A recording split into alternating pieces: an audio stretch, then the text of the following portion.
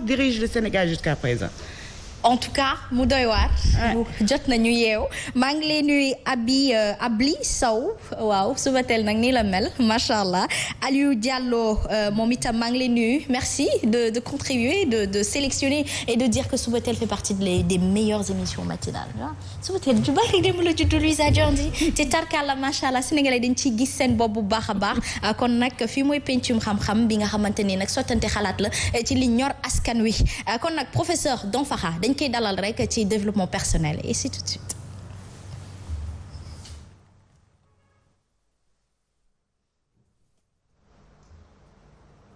Voilà professeur ñu fas yéene waxtaanee s'engager oui mais comment et pourquoi. waaw comme ni ma ko daan def fan yi damay lire benn chronique ci ndasaraan. waaw après ñu dem ci. ñu bamtuwaat ko rek ci kàllaamay ko ci kàllaama Kocc. Kocc Barma waaw. alors s'engager oui mais comment et pourquoi. Le monde dans lequel nous vivons est celui de groupes d'intérêts.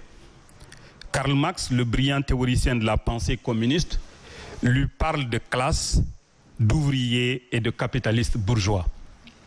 Les groupes d'intérêts ou les classes sociales ont généralement en commun des avantages sociaux, financiers ou matériels et immatériels. Mais pour ne pas entrer dans une conception idéologique qui risque de nous éloigner de la simplicité, je distinguerai plutôt des camps opposés. Les bourreaux et les victimes, les riches et les pauvres, les sachants et les ignorants, les croyants et les non-croyants, les proches et les étrangers, un parti au pouvoir et un parti dans l'opposition, un ami et un adversaire, etc.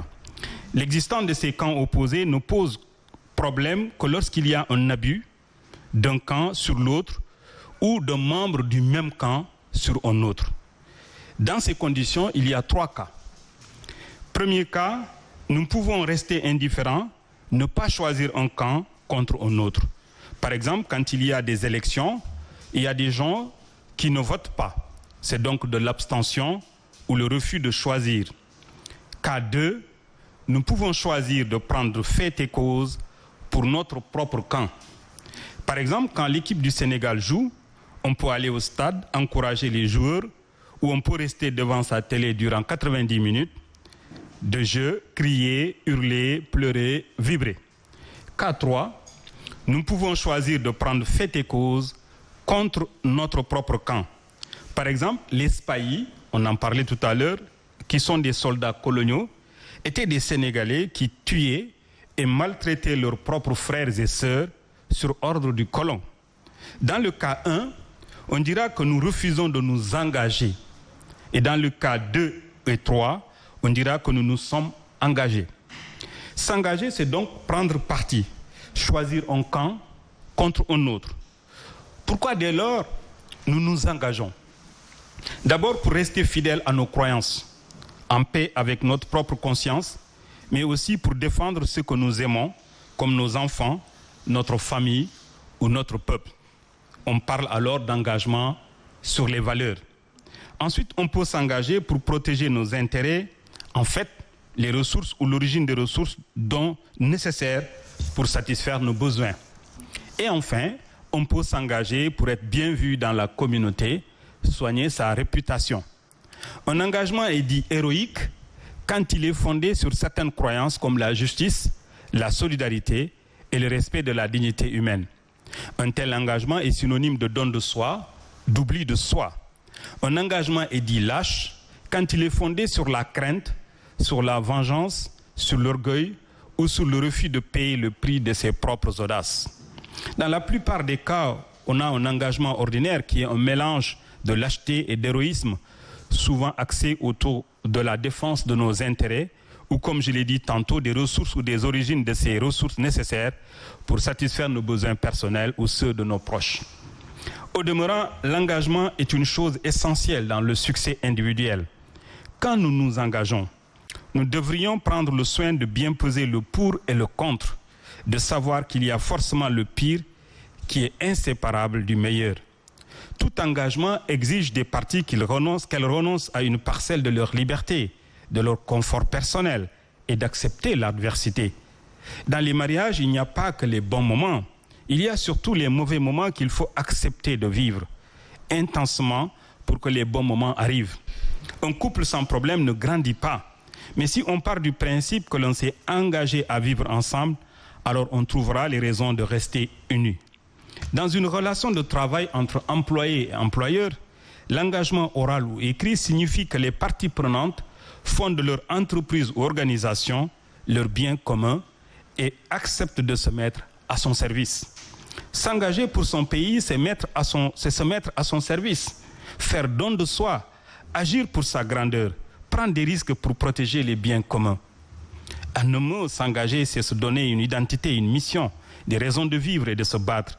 Un individu qui ne peut pas s'engager est un individu qui est condamné à l'insignifiance historique. Socialement, il est mort, même s'il continue de respirer, de boire, de s'activer et de manger.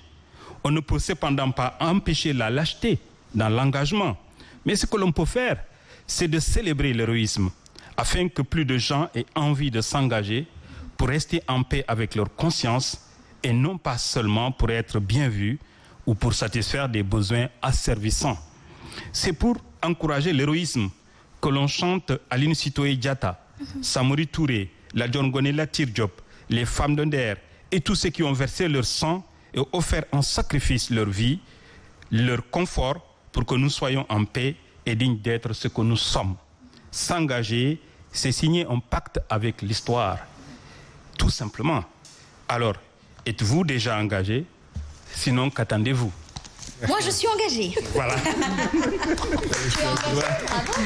Mais on dirait le discours du président de la République. Ah oui, je vais dinaa ko yónni sama grand frère la dinaa ko yónni. Inspiré quoi. mu ci inspiré au pouvoir. Parce que en réalité, li ñu manqué Sénégal du xam-xam. ñi bari ci ñun am nañu xam-xam. boo jëlee exemple Kaolack. mun naa wax ne région la boo xam ne grâce un peu à la tarixa Niassène région la boo xam ne xam-xam dafa mus a baax. c'est-à-dire que c'est pas du xam-xam nii rek c'est-à-dire ñoom dañuy former ay élite.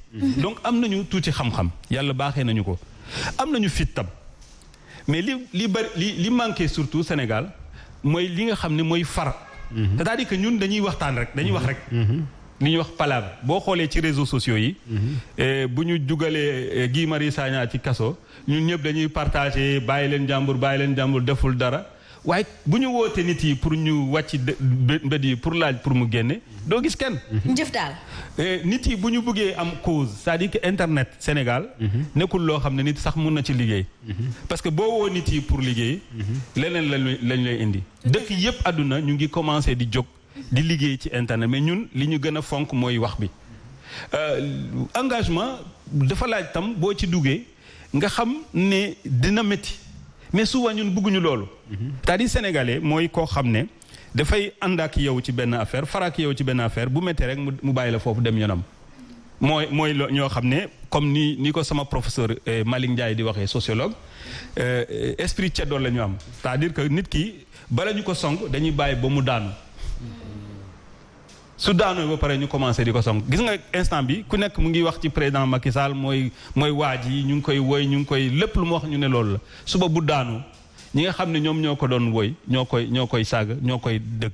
koy xas. voilà donc ñàkk engagement tax na ne loolu nekk na problème bu rëy da ngay dem ci entreprise keroog maa ngi demoon ci benn balaa mbas mi dama demoon ci benn restaurant ñu servir ma benn plat boo xam ne kenn mënu ko lekk sama restaurant benn xarit la. ma woo serveuse bi ne ko mais waxal cuisinière bi wool ma cuisinière bi ba mu ñëwee ma ne ko mais lii noo leen ko mën a servir ak seen clients yi mu ne wax ko sa xarit bi moo joxul dépense bu mot.